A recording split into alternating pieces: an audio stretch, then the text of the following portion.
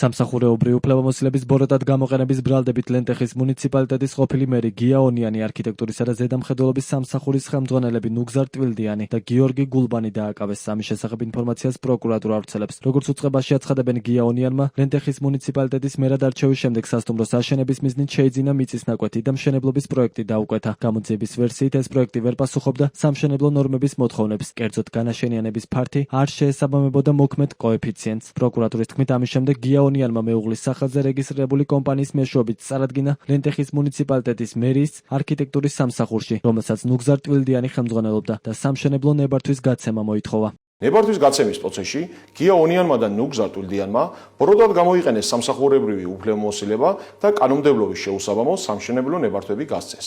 ასევე სასტუმრო მშენებლობის პროცესში ზედამხედველობის სამსახურმა, რომელსაც გია ონიანის მეუღლის დისკმარი გიორგი გულბანი ხელმძღვანელობდა, ნაცვლად იმისა, რომ შეეჩერებინა კანონის მოთხოვნათა დარღვევით ნაწარმოები მშენებლობა და განეხორციელებინა მშენებლობის მახლობლად არსებული კულტურული მემკვიდრეობის ძეგლის დაცვის სათანადო კონტროლი, გია ონიანს საშუალება მიქცა გაეგრძელებინა უკანონო მშენებლობა. ბრალდებულთა აღნიშნული ქმედებით არსებითად დაირღვა სახელმწიფოს კანონიერი ინტერესი. 2024 წელს საიფაქტის გამომძიებელმა ჟურნალისტებმა გამოავლინეს, რომ ლენტეხის მერად არჩევამდე ონიანმა შეპესე ბიზნესის მონიტორინგისა და უსაფრთხოების სამსახურის წილით ცოლს გადაუფორმა, მაგრამ მედიის ცნობით კომპანიას კანონის გვერდისავლით კვლავ ისმართავდა. ყოველი ჩემი ახალი შეკვეთა არის პირველი თვე საპილოტე, თანხასაც არ ვახდევინებ, ვზრდით ერთმანეთს და თუ მოგვეწონება მე ერთმანეთთან მუშაობა, ვაგრძელებთ მუშაობას. და დიდი ხანია ამ ბიზნესში ხარ? კი, მე დაახლოებით ეს მე თავიდან ნიკორას მე აუწყო, ესე რომ ვთქვათ, მან მუშაობდი და დეპარტამენტის ხელმძღვანელობდი მონიტორინგის და მე ჩემ კერძო ბიზნესად ვაქციე და ეს დაახლოებით 2015 წლიდან დღემდე არც რეკლამა მაქვს დიდად, არც ისე, იმიტომ რომ არ მჭირდება რა, ესე რომ ვთქვათ რა. ესე შინაურებით გადავდივარ ახალ ობიექტებზე რა. კი ბატონო, და თქვენ ხელმძღვანელი და მფლობელი ბრძანდებით მოკლედ კომპანიის.